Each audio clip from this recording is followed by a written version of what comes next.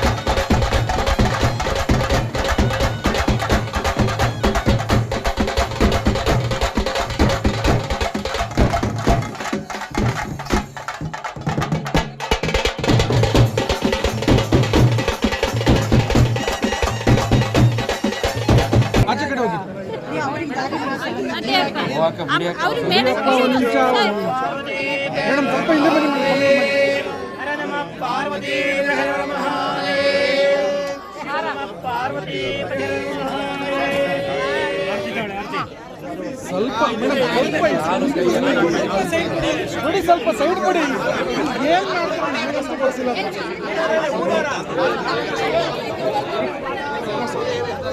ಎಲ್ಲಿ ಕಣ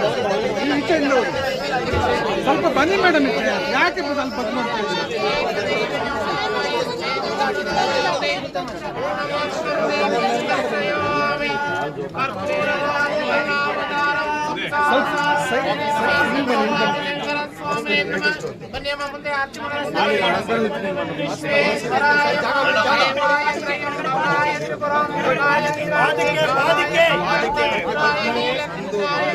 ಮೊಬೈಲ್ ತೆಗೀರಿ,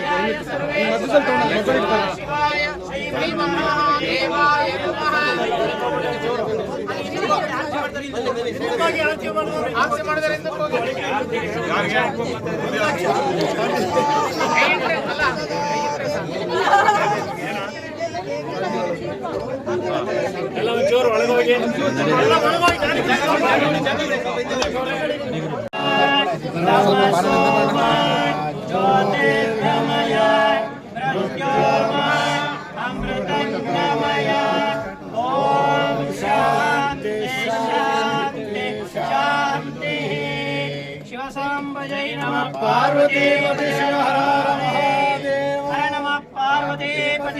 ಶಿಕ್ಷಣ ಇಲಾಖೆಗಳು ಸ್ಕೂಲಿಂದ ಹಿಡಿದು ಎಂಜಿನಿಯರಿಂಗಿಂದ ಹಿಡಿದು ಮೆಡಿಕಲ್ ಕಾಲೇಜಿಂದ ಇರ್ಬೋದು, ಇಲ್ಲಾಂದರೆ ಹಾಸ್ಪಿಟ್ಲ್ ಇರ್ಬೋದು, ಹಲವಾರು ವರ್ಷಗಳಿಂದ ಸಾರ್ವಜನಿಕ ಸೇವೆಯಲ್ಲಿ ನಿರಂತರವಾಗಿ ಕೊಟ್ಕೊಂಡ್ಬಂದಿದ್ದಾರೆ.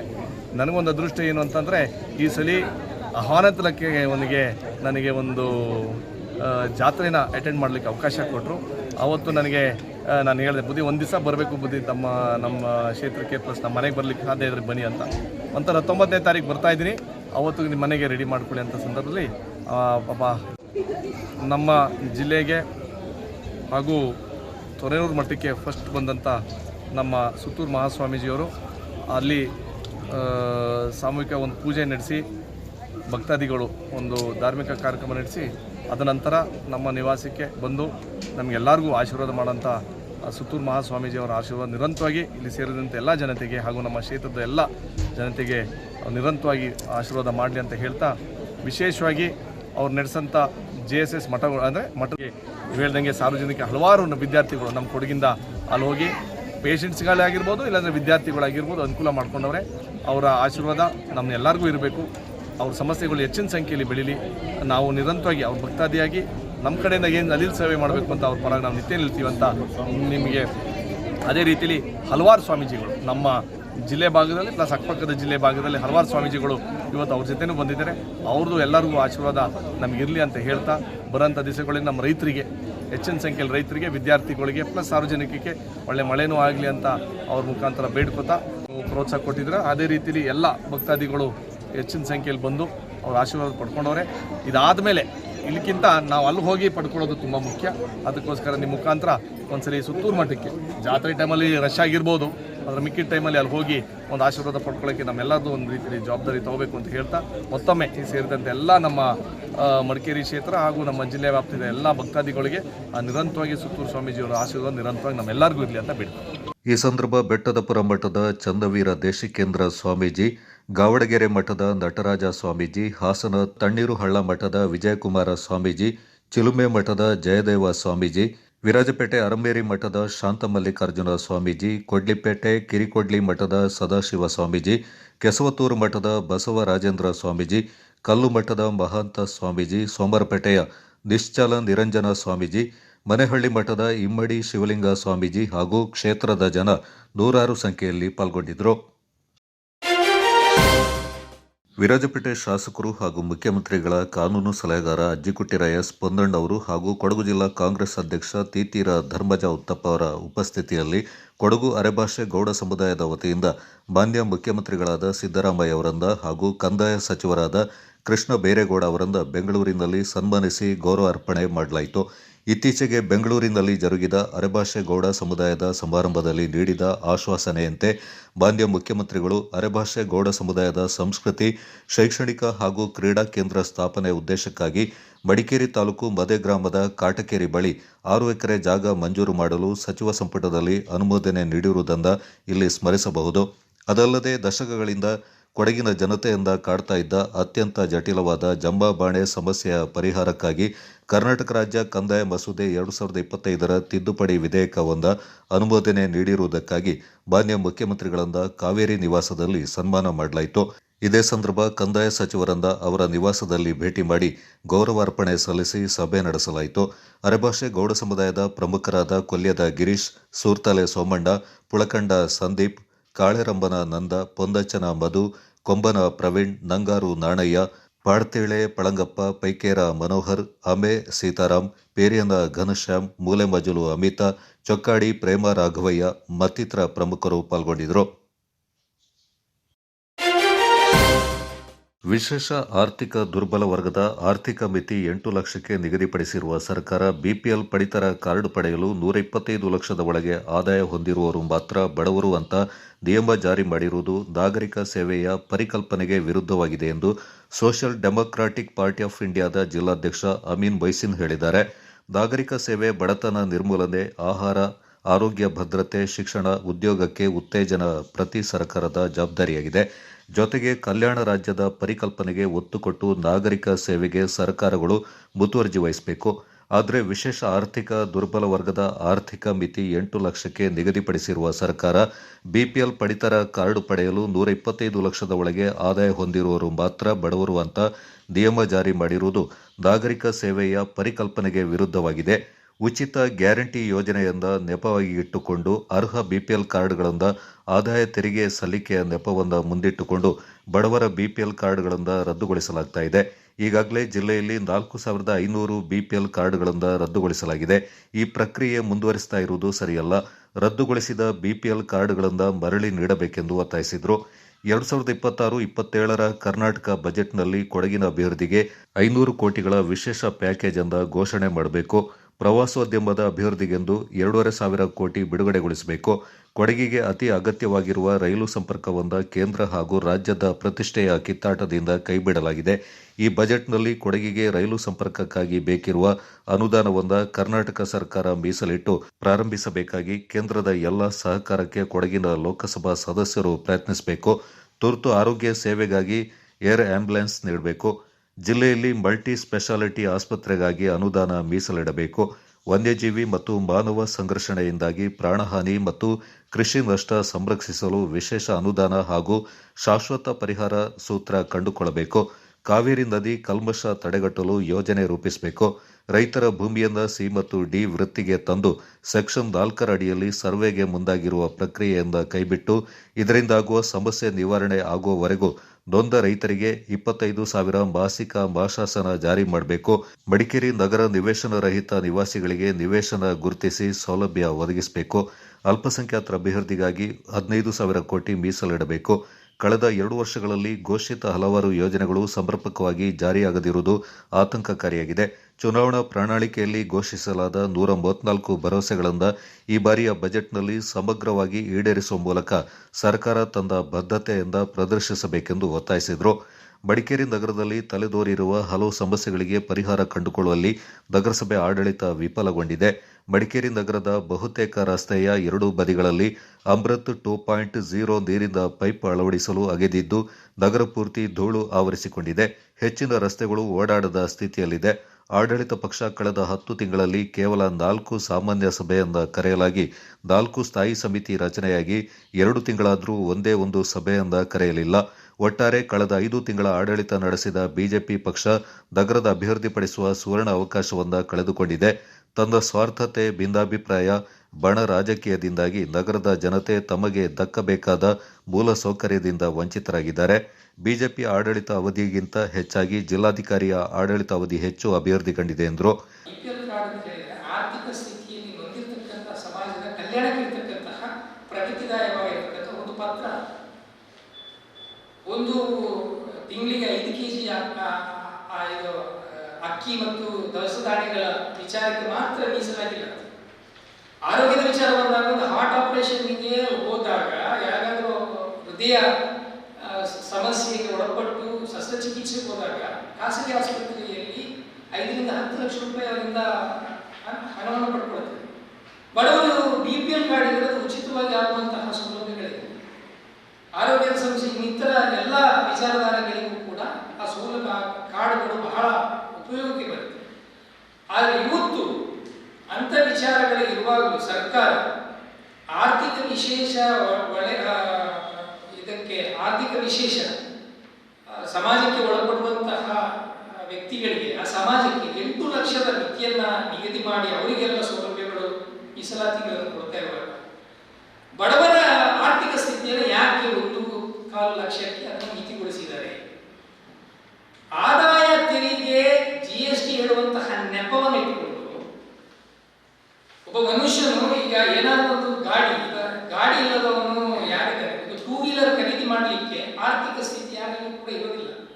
ಝೀರೋ ಡೆಪಾಸಿಟ್ ನಲ್ಲಿ ಪೂರ್ಣ ಪ್ರಮಾಣದ ಲೋನ್ ಅನ್ನು ಕೊಡುವಂತಹ ಬ್ಯಾಂಕ್ ಸೌಲಭ್ಯಗಳು ಇದೆ, ಸರ್ಕಾರ ತಾನೇ ಮಾಡಿದೆ.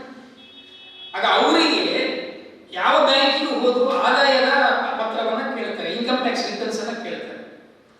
ಕೇವಲ ನಿಮಗೆ ತಹಶೀಲ್ದಾರ್ ಕೊಡುವಂತಹ ಆದಾಯ ಪತ್ರ ಕೊಟ್ಟರೆ ಸಾಕಾಗುವುದಿಲ್ಲ. ಬ್ಯಾಂಕ್ಗಳಿಗೆ ಇನ್ಕಮ್ ಟ್ಯಾಕ್ಸ್ ಆದಾಯ ತೆರಿಗೆ ಇಲಾಖೆಗೆ ಕಟ್ಟಿರುವಂತಹ ನಮೂನೆಗಳನ್ನು ಕೊಟ್ಟರೆ ಮಾತ್ರ ಅಲ್ಲಿ ಬ್ಯಾಂಕ್ ಲೋನ್ಗಳು ಪಾಸ್ ಆಗುತ್ತೆ. ಅಂತ ಸ್ಥಿತಿ ಇರುವಾಗ 1.25 ಲಕ್ಷ ಹೇಳುವಂತ ಸರ್ಕಾರ ಇವತ್ತು 12 ಲಕ್ಷದವರೆಗೆ, ಕೇಂದ್ರ ಸರ್ಕಾರ 12 ಲಕ್ಷದವರೆಗೆ ತೆರಿಗೆ ವಿನಾಯಿತಿಯನ್ನು ಕೊಟ್ಟಿರುವಾಗ ರಾಜ್ಯ ಸರ್ಕಾರ ಯಾಕೆ ಅದನ್ನ 1.25 ಲಕ್ಷಕ್ಕೆ ಮಿತಿಗೊಳಿಸಿ ಬಡವರ ಹಕ್ಕನ್ನ ಕಸಿದುಕೊಳ್ತಾ ಇದ್ದಾರೆ? 12 ಲಕ್ಷ ಮಿತಿ ಇರುವವರು ಅವರ ಶ್ರೀಮಂತರ ಪಟ್ಟಿ ಬರೋದಿಲ್ವಾ? ಬರ್ತಾರೆ. ಇವತ್ತು ಸ್ಯಾಲರಿಯಲ್ಲಿ ವೇತನದಲ್ಲಿ ಕೆಲಸ ಮಾಡುವವರಿಗೆ 12 ಲಕ್ಷದ ಮಿತಿಯನ್ನು ಮಾಡಿದರೆ ಅವರಿಗೆ ಅದರಿಂದ ಅನುಕೂಲ ಆಗ್ತದೆ ತಾನೆ? ಆ ವ್ಯಕ್ತಿಗಳು ಆದಾಯ ತೆರಿಗೆಯನ್ನು ಕಟ್ಟಿದ್ರೆ ಅವರ BPL ಕಾರ್ಡ್ ಅನ್ನು ಕಸಿದುಕೊಂಡಿದ್ದಾರೆ. ಇದು ಘೋರ ಅನ್ಯಾಯವಾಗಿದೆ. ಇದನ್ನ ಸರ್ಕಾರ ಪರಿಷ್ಕರಣೆ ಮಾಡಬೇಕು.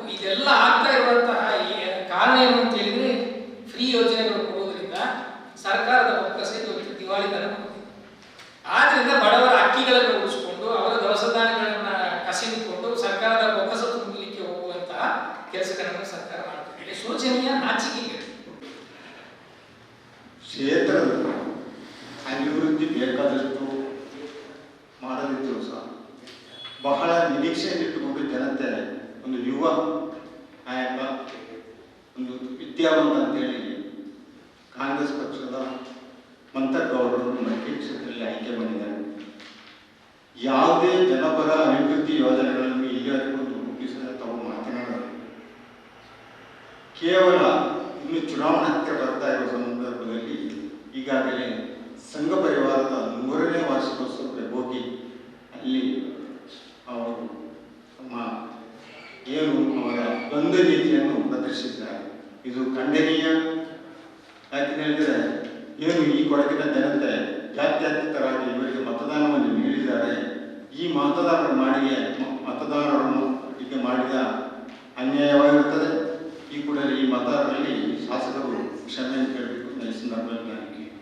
ಕರ್ನಾಟಕ ರಾಜ್ಯಾದ್ಯಂತ ನಾವು ಈ ಒಂದು ಬಜೆಟ್ ವಿಷಯದಲ್ಲಿ ಪತ್ರಿಕಾಗೋಷ್ಠಿ ಕರೆದಿದ್ವಿ. ಎಲ್ಲ ಜಿಲ್ಲೆಯಲ್ಲಿ ಕೂಡ ನಡೆದಿದೆ. ಅದೇ ರೀತಿ ಕೊಡಗಿನ ನಮ್ಮ ಬೇಡಿಕೆಯನ್ನು ಕೂಡ ಇಟ್ಟಿದ್ದೀವಿ. ಅದರಲ್ಲಿ 2-3 ಪಾಯಿಂಟ್ಗಳು ಬಿಟ್ಟೋಗಿದೆ. ಅದರಲ್ಲಿ ಒಂದು, ನಮಗೆ ರಾಜ್ಯ ಸರ್ಕಾರವು ಕೇಂದ್ರ ಸರ್ಕಾರಕ್ಕೆ ಒಂದು ಪ್ರಸ್ತಾವನೆ ಸಲ್ಲಿಸಬೇಕು ಅಂತ ನಮ್ಮ ಮನವಿ ಕೂಡ ಇದೆ. ಅದರದಾಗಿದೆ ಕೊಡಗಿನ ಜಿಲ್ಲಾ ಕೇಂದ್ರ ಮಡಿಕೇರಿ ಒಂದು ಪಾಸ್ಪೋರ್ಟ್ ಕಚೇರಿ ತೆರೀಲಿಕ್ಕೆ ಒಂದು ವ್ಯವಸ್ಥೆ, ಪಾಸ್ಪೋರ್ಟ್ ಕಚೇರಿ ಅದು ಒಂದಿದೆ. ಮತ್ತೆ ಏನು ನಮ್ಮ ಬಡವರಿಗೆ ಭೂಮಿ ಹಂಚಿಕೆ ವಿಷಯದಲ್ಲಿ ಈಗಾಗಲೇ ನಗರಸಭೆ ವ್ಯಾಪ್ತಿಯಲ್ಲಿ ಸುಮಾರು 3-4 ಸಾವಿರ ಅರ್ಜಿಗಳು ಪೆಂಡಿಂಗ್ ಇದೆ. ಆದರೆ 2018ರಲ್ಲಿ ವಿಕೋಪ ಆದಾಗ ಇನ್ಫೋಸಿಸ್ ಮತ್ತು ಬೇರೆ ಬೇರೆ ಸಂಘಟನೆಗಳಿಂದ ಸಾವಿರಾರು ಮನೆಗಳು ಕೊಡದ ಪೆಂಡಿಂಗ್ ಇದೆ. ಅದು ಬಾಂಬ್ ಬಿದ್ದಿದೆ. ಅದರಲ್ಲಿ ತುಂಬಾ ಕಸಗಂಟೆಗಳು ತುಂಬೋಗಿದೆ. ಅಂತ ಸಾವಿರಾರು ಮನೆಗಳ ಪೆಂಡಿಂಗ್ ಇದೆ. ಅದನ್ನು ಶಾಸಕರು ತಕ್ಷಣ ಮಧ್ಯಪ್ರವೇಶಿಸಬೇಕು, ಜಿಲ್ಲಾಡಳಿತ ಮಧ್ಯಪ್ರವೇಶಿಸಬೇಕು ಮತ್ತು ಬಡವರಿಗೆ ಏನು ಬಾಡಿಗೆ ಮನೆಯಲ್ಲಿ ವಾಸಿಸುವಂತ ಕಡು ಬಡವರಿಗೆ ಆ ಮನೆಗಳನ್ನು ಹಸ್ತಾಂತರ ಮಾಡಬೇಕು. ರಾಷ್ಟ್ರೀಯ ಸ್ವಯಂ ಸೇವಕ ಸಂಘದ ಶತಮಾನೋತ್ಸವದ ಹಿನ್ನೆಲೆ ಹಿಂದೂ ಧರ್ಮ ಮತ್ತು ಸಂಸ್ಕೃತಿಯ ಸಂರಕ್ಷಣೆಯ ಚಿಂತನೆಯಡಿ ಹಿಂದೂ ಬಾಂಧವರನ್ನು ಸಂಘಟಿಸುವ ಉದ್ದೇಶದಿಂದ ರೂಪಿಸಲಾಗಿರುವ ಹಿಂದೂ ಸಂಗಮ ಕಾರ್ಯಕ್ರಮ ಮೂರ್ನಾಡಿನಲ್ಲಿ ಫೆಬ್ರವರಿ 22ರಂದು ನಡೆಯಲಿದೆ. ಸುದ್ದಿಗೋಷ್ಠಿಯಲ್ಲಿ ಮೂರ್ನಾಡು ಮಂಡಲ ಹಿಂದೂ ಸಂಗಮ ಆಯೋಜನಾ ಸಮಿತಿ ಅಧ್ಯಕ್ಷ ಚೆಟ್ಟಿಮಾಡ ಜಯಂತಕುಮಾರ್ ಕಾರ್ಯಕ್ರಮದ ವಿವರಗಳನ್ನು ನೀಡಿ, ಅಂದು ಮಧ್ಯಾಹ್ನ 2:15 ಗಂಟೆಗೆ ಮೂರ್ನಾಡು ವಿದ್ಯಾಸಂಸ್ಥೆಯ ಮೈದಾನದಿಂದ ಬೃಹತ್ ಶೋಭಾಯಾತ್ರೆ ಆರಂಭವಾಗಲಿದ್ದು, ಇದರಲ್ಲಿ ಸುತ್ತಮುತ್ತಲ 6 ಗ್ರಾಮಗಳ ಸಹಸ್ರಾರು ಮಂದಿ ಪಾಲ್ಗೊಳ್ಳಲಿದ್ದಾರೆಂದು ತಿಳಿಸಿದರು. 3 ವರ್ಷಗಳ ಸಮಿತಿ ಇದರ ಸಲುವಾಗಿ ನಾವು ಸಮಗ್ರ ಹಿಂದೂ ಸಮಾಜವನ್ನು ಸಂಘಟಿಸುವ ಸಲುವಾಗಿ ಹಿಂದೂ ಸಂಗಮ ಕಾರ್ಯಕ್ರಮವನ್ನು ನಮ್ಮ ಮೂರ್ನಾಡಿನಲ್ಲಿ ಆಯೋಜಿಸಲಾಗಿದೆ. ಹಿಂದೂ ಸಂಗಮ ಕಾರ್ಯಕ್ರಮದ ಅಜೆಂಡಾ ಏನೆಂದರೆ, ಅದರಲ್ಲಿ ಒಂದು ಪಂಚ ಪರಿವರ್ತನೆ ಇದೆ. ಸಮಾಜ ಸಂರಕ್ಷತೆ, ಪರಿಸರ ಸಂರಕ್ಷಣೆ, ಕುಟುಂಬ ಪ್ರಚೋದನೆ, ನಾಗರಿಕ ಕರ್ತವ್ಯ, ಸ್ವದೇಶಿ ಜೀವನ ಶೈಲಿ. ಈ ಒಂದು ಹಿಂದೂ ಸಂಘಟನೆಯನ್ನು ಮೂರ್ನಾಡಿನಲ್ಲಿ ಆಯೋಜನೆ ಮಾಡಿರುವ ನಾವು 6 ಗ್ರಾಮದ ಜನರು ಸೇರಿ ನಾವು ಒಂದು 1000 ಜನಸಂಖ್ಯೆಯನ್ನು ಹಿಂದೂ ಬಾಂಧವರು ಸೇರಿ ಈ ಒಂದು ಕಾರ್ಯಕ್ರಮವನ್ನು ನಡೆಸುವುದಾಗಿ ತೀರ್ಮಾನ ಹೊಂದಿರುತ್ತೇವೆ. ಇದರಲ್ಲಿ ಎಲ್ಲ ಸಮಾಜದ ಮುಖಂಡರು, ಸಂಘ ಸಂಸ್ಥೆಗಳ ಮುಖಂಡರು, ಯುವಕ ಸಂಘದವರು ಹಾಗೂ ಗಣಪತಿ ಸಂಘದವರು ಎಲ್ಲರೂ ಸೇರಿ ಈ ಕಾರ್ಯಕ್ರಮವನ್ನು ಅಚ್ಚುಕಟ್ಟಾಗಿ ನಡೆಸಿಕೊಳ್ಳಲು ತೀರ್ಮಾನಿಸಿದ್ದಾರೆ. ಇದರಲ್ಲಿ ಈ ಎಲ್ಲ ವ್ಯವಸ್ಥೆಯನ್ನು ಆಯಾ ಸಮಿತಿಗಳಿಗೆ ನಾವು ಮೂರ್ನಾಡಿನಲ್ಲಿ ವಹಿಸಿಕೊಂಡಿದ್ದೇವೆ. ಕಾರ್ಯಕ್ರಮದಲ್ಲಿ ಮೊದಲನೇದಾಗಿ ಕೊಡಗಿನ ಸಾಂಪ್ರದಾಯಿಕ ವಾಲಗ, ಕೇರಳ ಚಂಡಿ, RR ನಗರಿ ಕಲಾ ತಂಡ, ಬೊಂಬೆ ತಂಡಗಳು, ನಾಗರಹೊಳೆ ಗಿರಿಜನವರ ತಂಡ ಮತ್ತು ಶಾರದಾ ತಂಡದಿಂದ ಕೊರಟಿಕೊಟ್ಟು ಪಾಟು ಮತ್ತು ಮಕ್ಕಳ ಭಜನಾ ನೃತ್ಯ ಹಾಗೂ ರಾಮ ಆಂಜನೇಯ ಸೀತೆಯ ಮಂಟಪಗಳು ಎಲ್ಲವೂ ನಾವು ಶೋಭಾಯಾತ್ರೆಯಲ್ಲಿ ಸಾಗಿ ಬರುತ್ತೇವೆ. ಸಮಿತಿ ಕಾರ್ಯದರ್ಶಿ ಮಧುಕುಮಾರ್ ಪುದಿಯಕ್ಕಡ್ ಅವರು ಮಾತನಾಡಿ, ಹಿಂದೂ ಸಂಗಮ ಕಾರ್ಯಕ್ರಮದಲ್ಲಿ ಹಿಂದೂ ಬಾಂಧವರೆಲ್ಲ ಪಾಲ್ಗೊಳ್ಳುವ ಮೂಲಕ ಕಾರ್ಯಕ್ರಮವನ್ನು ಯಶಸ್ವಿಗೊಳಿಸಬೇಕೆಂದು ಮನವಿ ಮಾಡಿದರು. ಮೂರ್ನಾಡಿನ ಸುತ್ತಮುತ್ತಲಿನ 6 ಗ್ರಾಮಗಳು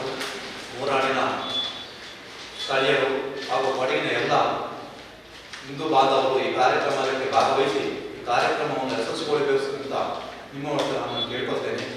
ಇದನ್ನು ಊರಾಣಿನಲ್ಲಿ ಅಚ್ಚುಕಟ್ಟಾಗಿ ಕಾರ್ಯನಿರ್ವಹಿಸಲು ಈ ಎಲ್ಲ ಸಂಘ ಸಂಸ್ಥೆಗಳು ಮುಂದಿರುತ್ತಾರೆ. ಅವರಿಗೂ ನಾವು ಈ ಕಾರ್ಯಕ್ರಮವನ್ನು ಅಚ್ಚುಕಟ್ಟಾಗಿ ನಿರ್ವಹಿಸಲು ಕೇಳಿಕೊಳ್ತೇನೆ ನಿಮ್ಮ ಮೂಲಕ. ನಾನು ಮಧುಕುಮಾರ್ ಅಂತ ಉದ್ಯೋಗ ಮಧುಕುಮಾರ್ ಹಿಂದೂ ಸಂಗಮ ಆಯೋಜನಾ ಸಮಿತಿ ಕಾರ್ಯದರ್ಶಿಯಾಗಿ ನಿರ್ವಹಿಸ್ತಾ ಇದ್ದೇನೆ. ಇವರ ವತಿಯಿಂದ ಈ ದಿನ ಮಾಧ್ಯಮಗೋಷ್ಠಿಯಲ್ಲಿ ಆಗಮಿಸಿದಂಥ ಎಲ್ಲ ಪತ್ರಕರ್ತ ಮಿತ್ರರಿಗೆ ನಮ್ಮ ಹಿಂದೂ ಆಯೋಜನಾ ಸಮಿತಿ ವತಿಯಿಂದ ಸ್ವಾಗತವನ್ನು ಆಗಮಿಸ್ತಾರೆ. ಹೀಗೆ ಮುಂದಿನ ಕಾರ್ಯಕ್ರಮ ನಮ್ಮ ಅಧ್ಯಕ್ಷರು ಮಾಹಿತಿ ಕೊಡ್ತಾರೆ. ನನ್ನ ಹೆಸರು ನೀರಜ್ ಪೈ ಅಂತೇಳಿ ನೀರಜ್ ಪೈ ಈ ಹಿಂದೂ ಸಂಗಮ ಸಮಿತಿಯ ಸೈನಿಕ. ಗೋಷ್ಠಿಯಲ್ಲಿ ಸಮಿತಿಯ ಸಹ ಕಾರ್ಯದರ್ಶಿ ಕೆ ವಸಂತ್ ಕೋಡಂಬೂರು, ಖಜಾಂಚಿ ಎ ಸಜೀವ್, ಸಂಯೋಜಕ ಸದಸ್ಯ ಈರಾ ಸುಬ್ಬಯ್ಯ ಪಾಲ್ಗೊಂಡಿದ್ದರು. ಕರ್ಣಂಗೇರಿ ಗ್ರಾಮದ ಮೊಣಕಾಲ್ಮೂರು ಶಾಲಾ ಮಕ್ಕಳಿಗೆ ಉಪಯೋಗವಾಗುವ ಬ್ಲೂಟೂತ್ ಇರುವ ಸ್ಪೀಕರ್ ಹಾಗೂ ಶಾಲೆಯ ಮಕ್ಕಳಿಗೆ ಸಮವಸ್ತ್ರ ಬಂದ ಗ್ರಾಮ ಪಂಚಾಯಿತಿ ಸದಸ್ಯರಾದ ಜಾನ್ಸನ್ ಪಿಂಟೋ ಅವರು ತಮ್ಮ ಸಂಸ್ಥೆಯಾದ Kodagu real estate and developers ವತಿಯಿಂದ ನೀಡಿದರು. ಈ ಸಂದರ್ಭ ಶಾಲಾ ಮುಖ್ಯ ಶಿಕ್ಷಕಿ ಶಾಲಿನಿ ಮತ್ತು ಶಿಕ್ಷಕ ಸುರೇಶ್ ಹಾಗೂ ಅಡುಗೆ ಸಹಾಯಕಿ ನಸೀಮಾ ಹಾಜರಿದ್ದರು. ಈ ಸಂದರ್ಭ ಹಾಜರಿದ್ದ ಶಾಲಾ ಮುಖ್ಯಸ್ಥರು ಸಮಾಜ ಸೇವೆಯಲ್ಲಿ ತೊಡಗಿಸಿಕೊಂಡಿರುವ ಜಾನ್ಸನ್ ಪಿಂಟೋ ಅವರ ಕಾರ್ಯವನ್ನು ಶ್ಲಾಘಿಸಿದರು.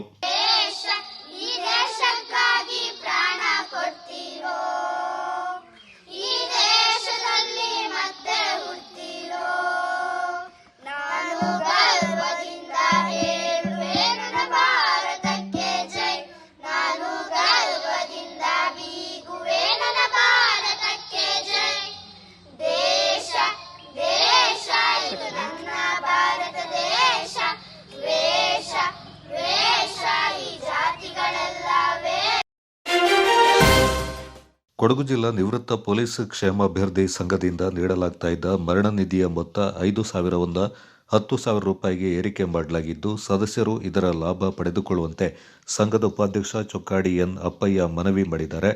ನಗರದಲ್ಲಿ ಸುದ್ದಿಗೋಷ್ಠಿಯಲ್ಲಿ ಮಾತನಾಡಿದವರು, ಕಳೆದ 20 ವರ್ಷಗಳಿಂದ ಕೊಡಗು ಜಿಲ್ಲಾ ನಿವೃತ್ತ ಪೊಲೀಸ್ ಕ್ಷೇಮಾಭಿವೃದ್ಧಿ ಸಂಘವು ನಿವೃತ್ತ ಪೊಲೀಸರ ಯೋಗಕ್ಷೇಮಕ್ಕೆ ಬದ್ಧವಾಗಿ ಹಲವಾರು ಕಾರ್ಯಕ್ರಮಗಳನ್ನು ಹಮ್ಮಿಕೊಂಡು ಬಂದಿದೆ.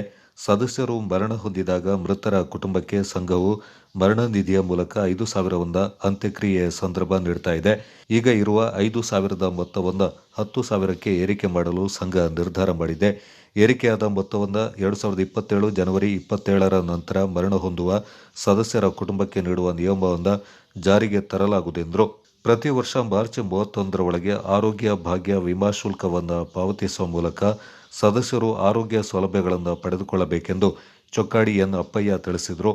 ಮುಖ್ಯವಾಗಿ ನಾವು ಕರೆದ ಉದ್ದೇಶ ಏನಂತ ಹೇಳಿದ್ರೆ, ನಮ್ಮ ಸದಸ್ಯರು ಮರಣ ಹೊಂದಿದಾಗ ನಾವು ನಮ್ಮ ಸಂಘದ ವತಿಯಿಂದ 5,000 ರೂಪಾಯಿಗಳನ್ನು ಮರಣ ನಿಧಿ ಅಂತೇಳಿ ನಾವು ಪೇಮೆಂಟ್ ಮಾಡ್ತಾ ಇದ್ದೀವಿ. ಹಾಗೆ ನಮ್ಮ ಜಿಲ್ಲಾ CPO ಜಿಲ್ಲಾ ಪೊಲೀಸ್ ಕಚೇರಿಯಿಂದ 10,000 ರೂಪಾಯಿಯನ್ನು ಕೂಡ ಕೊಡ್ತಾ ಬರ್ತಾ ಇದೆ. ಈಗ ಕೆಲವು ನಮ್ಮ ಪೊಲೀಸ್ನವರು ಆರ್ಥಿಕ ದುಸ್ಥಿತಿಯಲ್ಲಿದ್ದಾಗ ಈ ಒಂದು ಕಾರ್ಯಕ್ಕೆ ನಾವು ಇನ್ನೂ ಹೆಚ್ಚಿನ ಮರಣ ನಿಧಿಯನ್ನು ಕೊಡಬೇಕು ಅಂತೇಳಿ ನಿರ್ಧಾರ ಮಾಡಿದ್ದೇವೆ. ಅದರ ಕಂಡೀಷನ್ಸ್ ಇದೆ. ಅದರಲ್ಲಿ ಏನು ಅಂತ ಹೇಳಿದ್ರೆ, ಪ್ರತಿಯೊಬ್ಬ ಸದಸ್ಯನು ಮತ್ತೆ ಹೊಸದಾಗಿ ಈ ಒಂದು ಮರಣ ನಿಧಿಗೆ 1,000 ರೂಪಾಯಿನ ಒಂದು ಸದಸ್ಯತ್ವವನ್ನು ಮಾಡ್ಕೋಬೇಕು. ಅವರ ಪತ್ನಿಯವರಿದ್ದಲ್ಲಿ ಅವರು ಕೂಡ 1,000 ಮಾಡಬೇಕು. ಒಟ್ಟು ಒಂದು ಕುಟುಂಬದಿಂದ 2,000 ರೂಪಾಯಿನ ಸದಸ್ಯತ್ವ ಮಾಡಿಕೊಂಡ್ರೆ ಅವರಿಗೆ ನಾವು ಇನ್ನೂ ಅಡಿಷನಲ್ 5+5 10,000 ನೀಡ್ತೇವೆ. ಒಬ್ಬರಿಗೆ 5,000 ಮತ್ತು ಮತ್ತೊಬ್ಬರಿಗೆ 5,000. ಒಟ್ಟು ಆಗ ನಮ್ಮ ಸಂಘದಿಂದ 10,000 ರೂಪಾಯಿ ನೀಡಿದಂತ ಆಗ್ತದೆ. ಪ್ರತಿಯೊಬ್ಬ ಸದಸ್ಯತ್ವ ಯಾರು ಮಾಡಿರ್ತಾರೆ ಅವರಿಗೆ ಇದನ್ನೇ ಪತ್ನಿಯವರಿಗೆ ಇಬ್ಬರಿಗೂ ಮಾಡಿಕೊಡ್ತಾರೆ. ಈ ಒಂದು ಇದನ್ನ ನಾವು ಮುಂದಿನ ಜನವರಿ 27ರಿಂದ ಈ ಒಂದು ನಿಧಿನ ನಾವು ಕೊಡಲಿಕ್ಕೆ ಪ್ರಾರಂಭ ಮಾಡ್ತೀವಿ. ಅದರಲ್ಲಿ ಮತ್ತೊಂದು ಕಂಡೀಷನ್ ಏನಂತ ಹೇಳಿದ್ರೆ, ಪ್ರತಿ ಸದಸ್ಯ ಇವತ್ತು ಸದಸ್ಯತ್ವ ಮಾಡಿದ್ರೆ ಅವರಿಗೆ 1 ವರ್ಷ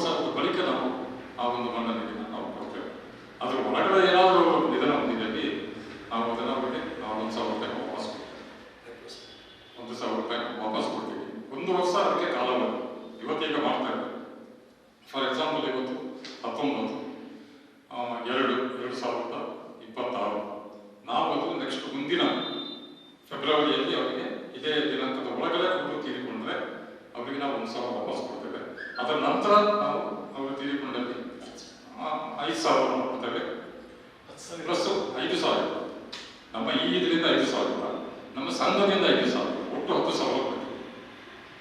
ಸಂಘದ ಕಾರ್ಯದರ್ಶಿ ಕಾವೇರಪ್ಪ ಎಂಕೆ ಮಾತನಾಡಿ, ಸಂಘದಲ್ಲಿ 1,550 ಸದಸ್ಯರಿದ್ದು ಮರಣ ನಿಧಿಯ ಮೊತ್ತವನ್ನು 10,000ಕ್ಕೆ ಏರಿಕೆ ಮಾಡಿರುವ ಕ್ರಮವನ್ನು 900ಕ್ಕೂ ಅಧಿಕ ಸದಸ್ಯರು ಒಪ್ಪಿಕೊಂಡಿದ್ದಾರೆ ಎಂದರು.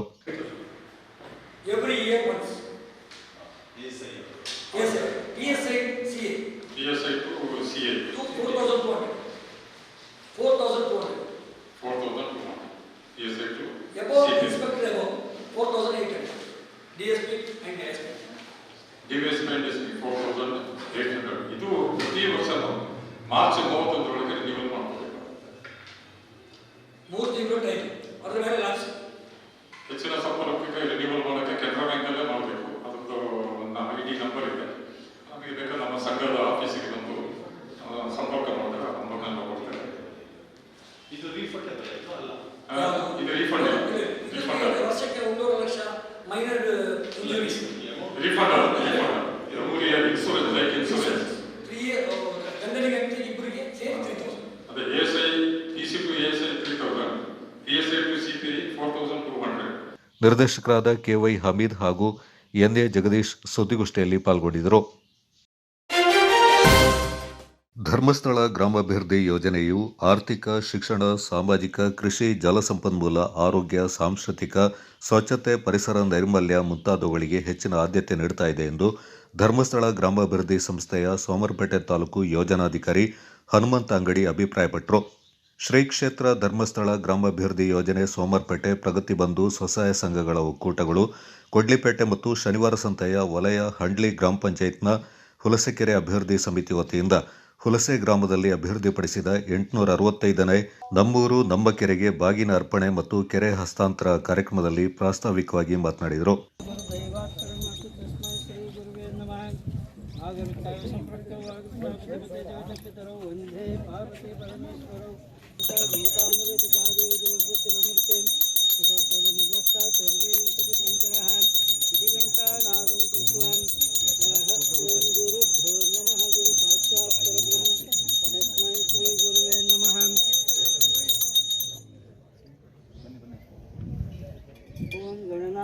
गणपतिगं हवामहे कविं कविनामकं ज्येष्ठराजं विषेदसागरम् ॐ गं गणाधिपतये नमः. त्रिदलं त्रिगुणाकारं त्रिने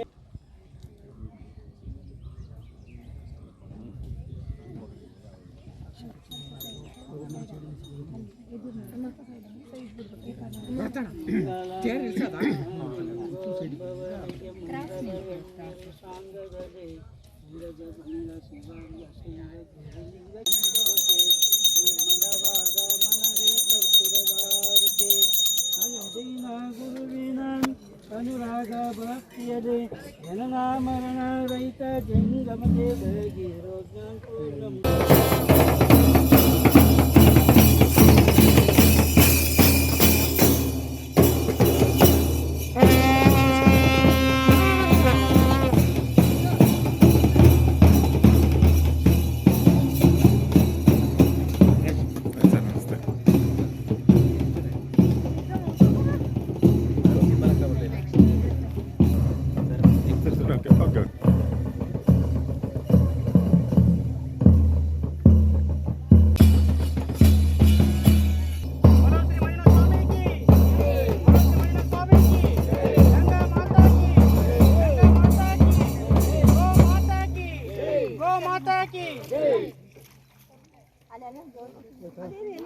ಸರಿ, ಈಗ ದಾಸೋಹ ಮಾಡಿದವನೇ ಎಲ್ಲ ಹೋಗ್ಬಿಡ್ತಾನ್ರಿ.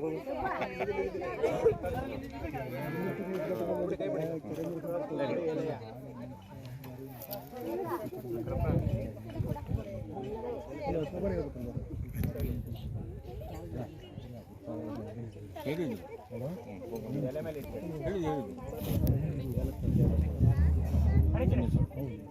ಈ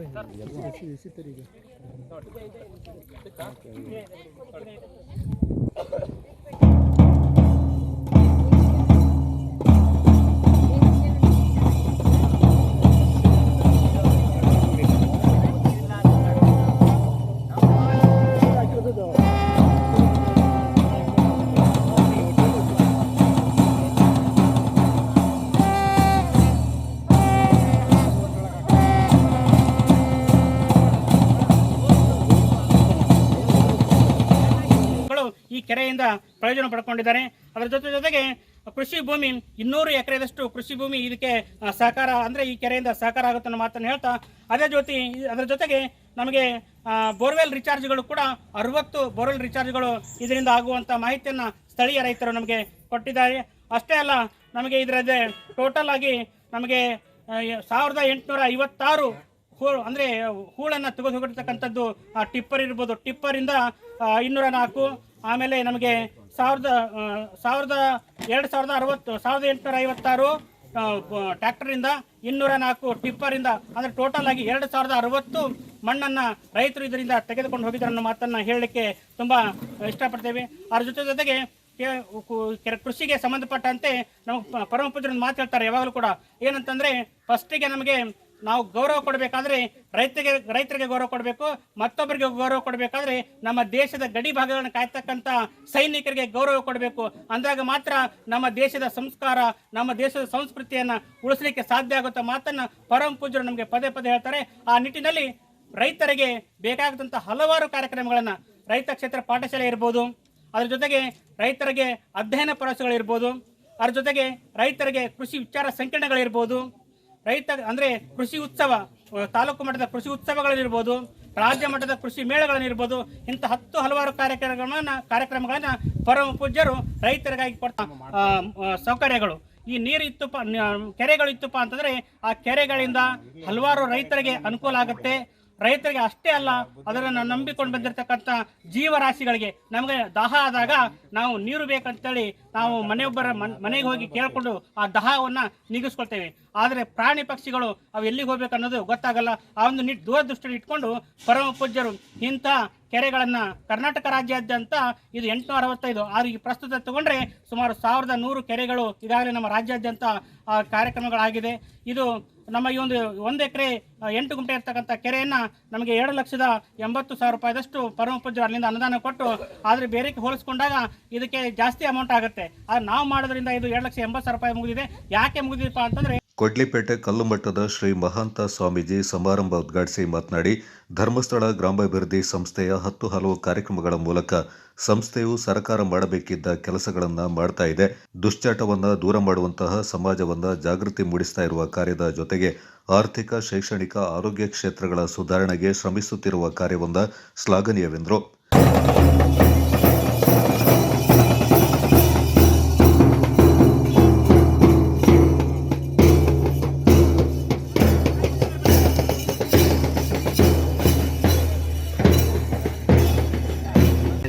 ಪುರುಷರಿಗಾಗಲಿ ಸಾಲವನ್ನು ಕೊಡ್ತಕ್ಕಂಥ ಕಾರ್ಯಕ್ರಮವನ್ನು ಹಮ್ಮಿಕೊಂಡು ಅವರ ಜೀವನೋಪಾಯವನ್ನು ಕೂಡ ನಿರ್ಮಾಣ ಮಾಡಲಿಕ್ಕೆ ಸಹಾಯವನ್ನು ಮಾಡಿದ್ದಾರೆ. ಹಾಗೆ ನಾವು ಈ ಒಂದು ನವಗ್ರಹಗಳನ್ನ ನಾವು ವೈಜ್ಞಾನಿಕವಾಗಿ ಕೇಳಿದ್ದೀವಿ. ಬುಧ, ಗುರು, ಶುಕ್ರ ನಾವು ಓದ್ತಾ ಇರಬೇಕಾದ್ರೆ 9 ಗ್ರಹಗಳಿದ್ದಾವೆ ಅಂಥೇಳಿ ನಾವೆಲ್ಲ ವೈಜ್ಞಾನಿಕವಾಗಿ ತಿಳ್ಕೊಂಡಿದ್ದೀವಿ. ಆದರೆ ಇವತ್ತು ಸಾವಿರಾರು ಕೋಟಿಯನ್ನು ಖರ್ಚು ಮಾಡಿ ಮಂಗಳ ಗ್ರಹ, ಬುಧ ಗ್ರಹ, ಸೂರ್ಯನ ಗ್ರಹಕ್ಕೂ ಹೋಗಲಿಕ್ಕೆ ಇವತ್ತು ವೈಜ್ಞಾನಿಕವಾಗಿ ಮುಂದುವರೆದಿದ್ದಾನೆ.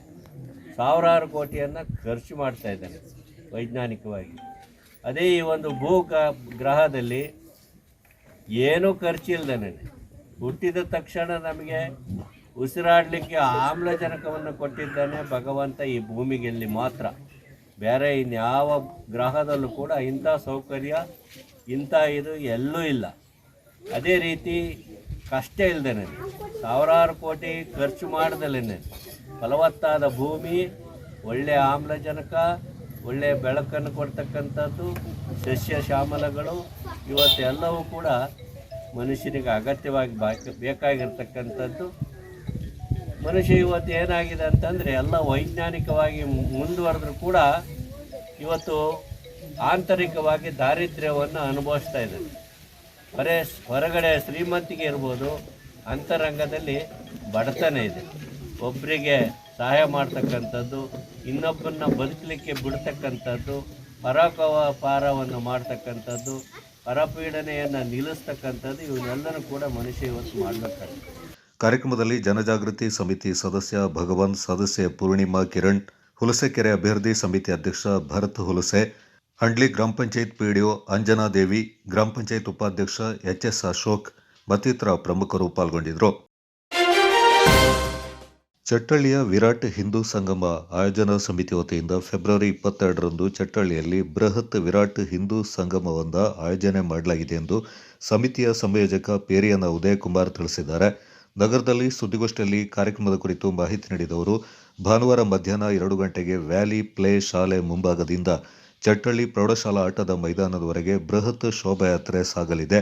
ಶೋಭಾಯಾತ್ರೆಯಲ್ಲಿ ಶ್ರೀ ಮೂಕಾಂಬಿಕಾ ಭಜನೆ ಕುಣಿತ ತಂಡ ನೆಲ್ಲಿಹುದಿಕೇರಿ, ಪೂರ್ಣಕುಂಭ ಸ್ವಾಗತ, ಉಡತ್ಮೊಟ್ಟೆ ತಂಡದವರಿಂದ ಭಜನೆ ಕುಣಿತ, ಬೆಳ್ಳಿ ರಥದ ಮೆರವಣಿಗೆ, ಶ್ರೀ ಶಬರೀಶ ಚೆಂಡೆ ಮೇಳ ತಂಡ ಚಟ್ಟಳ್ಳಿ, ಹುಲಿವೇಷ ಪುತ್ತೂರು ಬಾಳೆಗುಂಡಿ ತಂಡದಿಂದ ಹಾಡು ಕುಣಿತ ಮತ್ತು ಶ್ರೀ ಶೆಟ್ಟಿ ಆರ್ಟ್ಸ್ ಗೊಂಬೆ ಬಳಗ ಬೆಳ್ತಂಗಡಿ ಹಾಗೂ ಇತರ ಆಕರ್ಷಕ ಕಾರ್ಯಕ್ರಮ ಜರುಗಲಿದೆ ಎಂದರು.